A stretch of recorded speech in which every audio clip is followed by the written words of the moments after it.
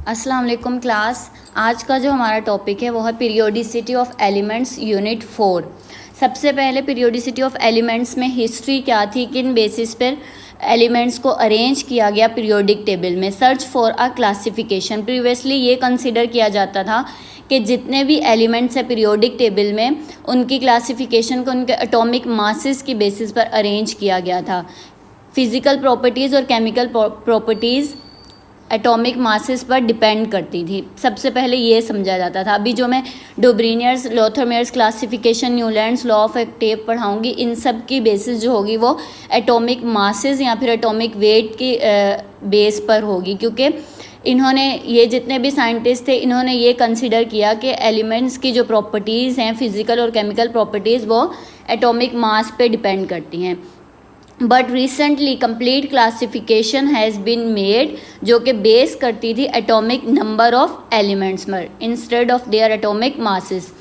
First of all Dobereiner's classification. Dobereiner's ने ये बताया कि जो सेंट्रल एटम है, central atom of each set of triad, triad कहते हैं 3 एलिमेंट्स को, जैसे हम पेयर 2 एलिमेंट्स को कहते हैं या फिर कपल्स 2 एलिमेंट्स को कहा जाता है, इसी तरह ट्राइड्स 3 एलिमेंट्स को कहा जाता है। उसने कहा कि जो एटॉमिक मास है फर्स्ट वन का, जैसे यहाँ पर जो एग्जाम्पल दी हुई है लिथियम, सोडियम एंड पोटेशियम, उसने कहा कि जो लिथियम का एटॉमिक मास है और जो पोटेशियम का एटॉमिक मास है इसका जब हम अर्थमेटिक मीन लेंगे, अर्थमेटिक मीन का मतलब होता है कि जितने भी नंबर ऑफ ऑब्जर्वेशंस हैं उनको ऐड करके उतने ही नंबर ऑफ ऑब्जर्वेशन से हम डिवाइड कर देंगे। जैसे यहाँ पर 7 और 39 दो नंबर्स हैं, तो इन दोनों को हम प्लस करके 2 से डिवाइड कर देंगे।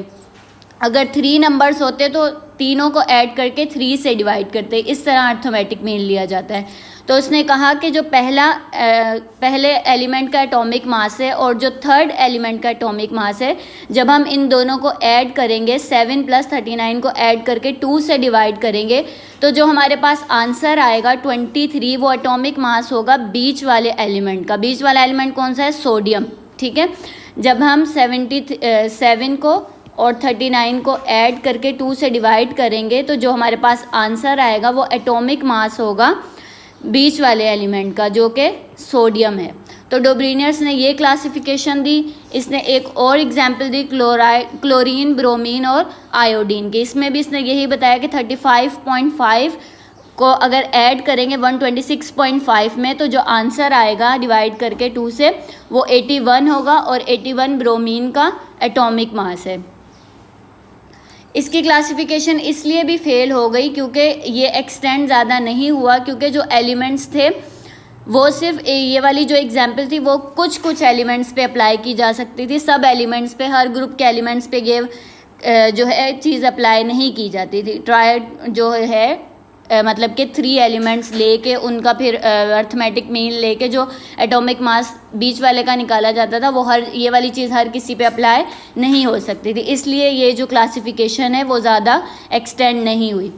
देन है Newlands classification. Newlands law of Octave भी कहते हैं और न्यूलैंड्स क्लासिफिकेशन भी कहते हैं। इसने ये कहा कि अगर हम एलिमेंट्स को इस तरह अरेंज करें जिस तरह यहाँ पर 8 एलिमेंट्स रखे गए हैं, ठीक है, ये वाला 8 एलिमेंट्स है, 1 2 3 4 5 6 7 एक रो में। फिर जो 8th एलिमेंट है सोडियम, उसकी प्रॉपर्टी सिमिलर होगी लिथियम के जो पहला है, मतलब कि फर्स्ट वाला 8 वाले के बिल्कुल बराबर होगा। इनकी फिजिकल एंड केमिकल प्रॉपर्टीज़ बिल्कुल सेम होगी। इनको किस ऑर्डर में अरेंज किया गया? इंक्रीजिंग एटॉमिक मासेस की बेसिस पर इनको अरेंज किया गया। सबको ये जो जितने भी लॉज हैं इनको आपको मैंने बताया कि एटॉमिक मास की बेसिस पर अरेंज किया गया। फिर जो बेरिलियम है, अगर हम यहाँ से नंबरिंग स्टार्ट करें,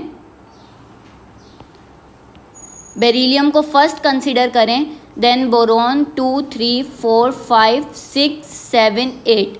तो बेरिलियम के हिसाब से बेरिलियम फर्स्ट वन है और मैग्नीशियम 8 वन है। ठीक है। तो फर्स्ट और 8 की जो केमिकल और फिजिकल प्रॉपर्टीज़ होंगी वो सिमिलर होंगी। इसने पहले को 8 वाले एलिमेंट्स के साथ मिलाया, तो इसलिए हम इसे लॉ ऑफ ऑक्टेव कहते हैं। ऑक्टेव का मतलब होता है 8। अच्छा, इसने ये वाला लॉ दिया यहाँ पर, फॉर एग्जाम्पल यहाँ पर लिखा भी हुआ है कि sodium is 8th element from lithium and has similar properties. Magnesium is 8th element from beryllium and has similar properties. Then आ जाता है हमारे पास पीरियोडिसिटी. पीरियोडिसिटी क्या है कि अरेंजमेंट ऑफ एलिमेंट्स. ठीक है, arrangement of elements periodic table में किस तरह अरेंज किया गया, ये उन एलिमेंट्स की क्या है, पीरियोडिसिटी है. न्यूलैंड्स लॉ ऑफ ऑक्टेव क्यों फेल हो गया, क्योंकि ये फर्स्ट जो 16 एलिमेंट्स थे उनके लिए ठीक था, ये एलिमेंट्स सिमिलर प्रॉपर्टीज शो हो रही थी 1 और 8 की, लेकिन ये 17th एलिमेंट के लिए प्रॉपर नहीं था. उसके लिए उसके हिसाब से फिजिकल और केमिकल प्रॉपर्टीज एलिमेंट्स की सेम नहीं थी. और इसमें एक और जो डिफेक्ट था वो ये था कि इसने हाइड्रोजन को इंक्लूड नहीं किया अपने सीक्वेंस में, क्योंकि हाइड्रोजन जो है ग्रुप 1 का एलिमेंट है और ये सब भी लिथियम सोडियम पोटेशियम भी ग्रुप 1A के एलिमेंट्स हैं. तो हाइड्रोजन भी आना चाहिए था, लेकिन न्यूलैंड ने हाइड्रोजन को इंक्लूड नहीं किया, इसलिए भी ये लॉ फेल हो गया.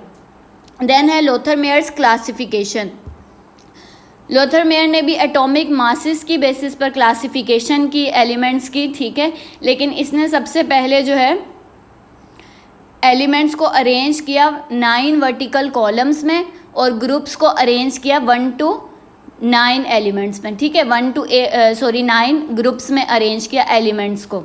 और इसने फिजिकल प्रॉपर्टीज़ कौन सी बताई एलिमेंट्स की, atomic volume and atomic masses. इसने जो ग्राफ शो किया उस ग्राफ में हमारे पास हॉरिजॉन्टल एक्सिस में रिलेटिव एटॉमिक मासेस हैं एलिमेंट्स के, ये एक्स एक्सिस है. ठीक है, एक्स एक्सिस यहाँ फिर हॉरिजॉन्टल एक्सिस, और ये है वाई एक्सिस. वाई एक्सिस पे क्या रखा है इसने, एटॉमिक वॉल्यूम. इसने कहा कि जो ग्राफ हमारे पास आया है उस ग्राफ में जो एलिमेंट सेम पोजीशन पर शो हो रहे हैं, सेम पोजीशन कौन सी, ये जो lithium sodium potassium rubidium caesium ये सब सेम पोजीशन पर शो हो रहे हैं. ठीक है, पीक पर शो हो रहे हैं. सेम पोजीशन मतलब कि सबसे टॉप पर ये एलिमेंट्स हैं.